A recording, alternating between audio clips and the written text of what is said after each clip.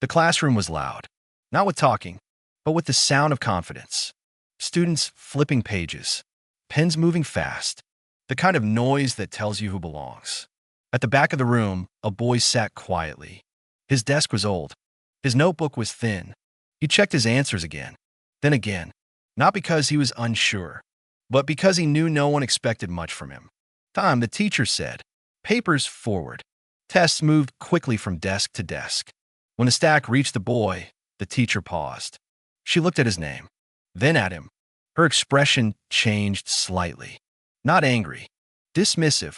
She took the paper without looking at the answers. Later that day, she skimmed the tests at her desk. Red marks everywhere. She stopped at his. Didn't read it. She circled the score at the top. F. Then she wrote one word in the margin. Incomplete. The next morning, the boy stood by her desk. "Excuse me, ma'am," he said softly. "I think there's a mistake." She didn't look up. "I checked," she said. "You didn't finish." "I did," he replied. That made her look up. For the first time. "You?" she asked. A few students laughed. She tapped the paper. "This isn't your level," she said. "You should be grateful I didn't give you a 0. The boy swallowed. "Could you read question 3? He asked. The teacher smiled. A tight smile. "I don't need to," she said. "I've been teaching for 20 years. She handed the paper back. "Sit down." The boy returned to his seat. Slowly. He didn't argue. He didn't cry. He just folded the test carefully and placed it inside his backpack. After school, the principal walked past the classroom. The teacher stopped him. "Quick question," she said. "I think one of my students cheated." The principal raised an eyebrow. "Which one?" She pointed to the boy at the back. He suddenly turned in a full test. The principal nodded. "Bring it to my office tomorrow." The teacher smiled. "Of course." That night, the boy sat at the kitchen table. His father watched quietly. "They failed you?" the man asked. The boy nodded. His father didn't say anything. He reached into the backpack, pulled out the test, and froze. "Who graded this?" he asked. "My teacher." The father stared at one line. Just one. And whispered. They didn't even read it. The principal's office smelled like coffee and paper. The kind of room where decisions were made quickly and rarely questioned. The teacher placed the test on his desk. "I believe this student cheated," she said confidently. "He's never performed at this level before." The principal nodded, already reaching for his pen. "Which question raised concern?" "All of them," the teacher replied, "but especially the last section." The principal flipped the page. He scanned the top. Name, class, date, nothing unusual. Then his eyes moved down. He stopped. "Did you read this?" he asked quietly. The teacher frowned. "I graded it." "That's not what I asked," he said. She crossed her arms. "I've seen this pattern before," she said. "Students copy advanced material they don't understand." The principal didn't respond. He leaned closer to the paper. "Read one line again, then a second time." "This explanation," he said slowly, "isn't copied." The teacher laughed once. "You can tell." "Yes," he replied. "Because it's wrong." She blinked. "Wrong." He nodded. "But wrong in a very specific way." He picked up the phone. "Can you send Dr. Keller to my office?" he said. "Yes." "Now." The teacher shifted uncomfortably. "Who is Dr. Keller?" The principal didn't answer. Minutes later, a man with gray hair and wire-rimmed glasses stepped in. He glanced at the test. "Why was I?" Then he stopped. He took the paper. "Read silently." His face changed. "Where did this come from?" he asked. "A 7th grade math test," the teacher said sharply. Dr. Keller looked up. "No," he said. "This is not 7th grade reasoning." The teacher scoffed. "Then what is it?" Dr. Keller tapped the page. "This line here," he said, pointing, "is an original simplification of a concept most students don't encounter until college." The room went quiet. "That's impossible," the teacher said. Dr. Keller shook his head. "It's rare," he corrected. "Not impossible." The principal folded his hands. "Could a student memorize this?" Dr. Keller looked again. "No," he said. "Memorization leaves fingerprints. This doesn't." The teacher's voice tightened. "Are you saying he's some kind of prodigy?" Dr. Keller didn't smile. "I'm saying someone didn't read what he wrote." Silence. The principal exhaled slowly. "Bring the student in," he said. The boy sat across from them, feet not touching the floor. He didn't look scared, just tired. "Did anyone help you with this test?" the principal asked. "No," the boy said. "Did you copy it from somewhere?" "No." Dr. Keller leaned forward. "Why did you solve it this way?" he asked, pointing to the line. The boy glanced at the paper. "Because the usual method wastes steps," he said. "This way keeps the balance." No one spoke. Dr. Keller leaned back. "That answer," he said, "isn't in any textbook we use." The teacher's face went pale.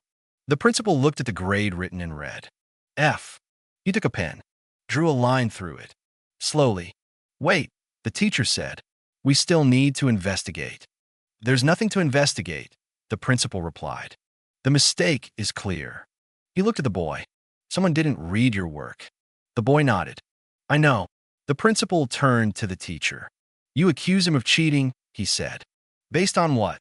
She opened her mouth. Nothing came out. The principal stood. "We'll discuss this later," he said. Dr. Keller gathered the papers. "I'd like to speak with the student," he added. "With his parents." The boy stood up. As he reached the door, the teacher spoke. "You should have said something," she muttered. The boy turned back. "I tried," he said quietly. "You didn't read." The door closed. The teacher sat alone in the office, staring at a test she had never really seen. The meeting was scheduled for 8 a.m. Not announced, not optional. By the time the teacher arrived, the principal was already seated. So was Dr. Keller, and the boy's father. She hadn't expected that. "Have a seat," the principal said. She sat. Too quickly. The table felt longer than usual. The father placed the test in the center of the table. Carefully, like it mattered. "I work night shifts," he said. "I don't attend meetings like this." No one interrupted him. "But my son does his homework at that table every night," he continued. "I've watched him think." The teacher crossed her arms. "With respect," she said, "parents often overestimate." "I'm not finished," the father replied. His voice wasn't loud. It didn't need to be. Dr. Keller slid another paper forward. "This," he said, "is a sample problem from a collegiate-level math seminar." He turned it sideways. "So is this," he added, pointing to the boy's test.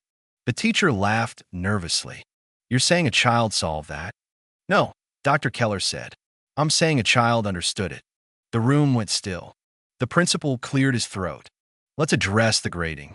He looked at the test. At no point, he said, "Did you write feedback?" The teacher frowned. "I marked it incomplete." "You circled the grade," he corrected. "You didn't read the work." She felt heat rise in her face.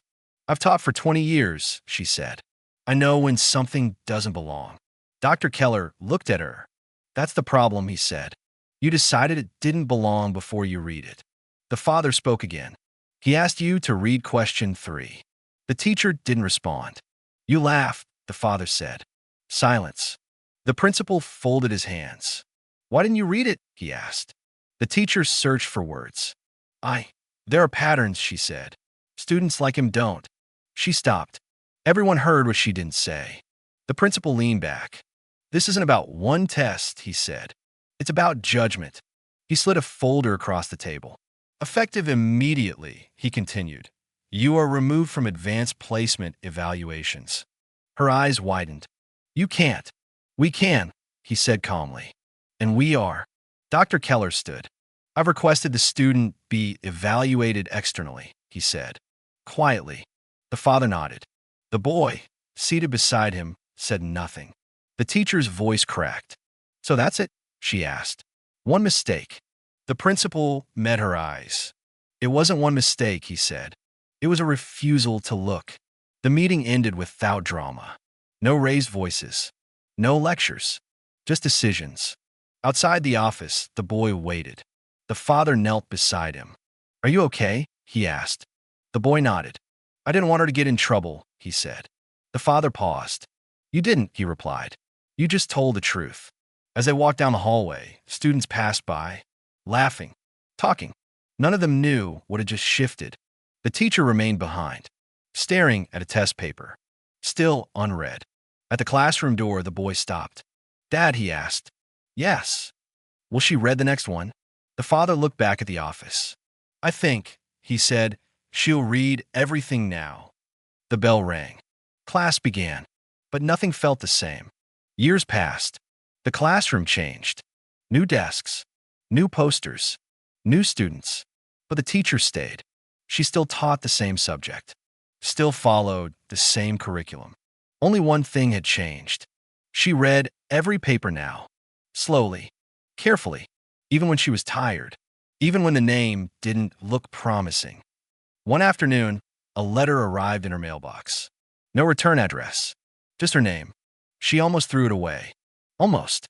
Inside was a folded program, a university lecture series. Guest speaker. Her eyes moved down the page, then stopped. A name she hadn't thought about in years. The boy, only not a boy anymore. Her fingers tightened around the paper. She sat down. Read it again. The description was short, dry, academic. No mention of childhood. No mention of school. Just work. Important work. She didn't attend the lecture. She watched it online, from the back of her living room. The camera panned across the stage, then stopped. There he was, calm, focused, explaining something she barely understood. The audience listened, quietly, respectfully. At one point, someone asked him how he learned to think that way. He paused. Not long, but long enough. I learned early, he said, that people don't always read what's in front of them. The room laughed softly. The teacher didn't. After the lecture, the screen faded to black. She sat there, alone, the program still in her hand. The next day, she stood in front of her class, held up a test. Read carefully, she said. Every answer matters. A student raised his hand. What if it looks wrong? She hesitated, then answered. Then you read it again. That evening, she placed the old test in a drawer, the one she had kept. She didn't know why she kept it.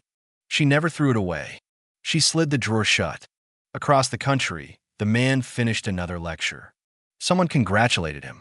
He nodded politely, then left. He never mentioned her. He didn't need to. The reversal had already happened. Quietly,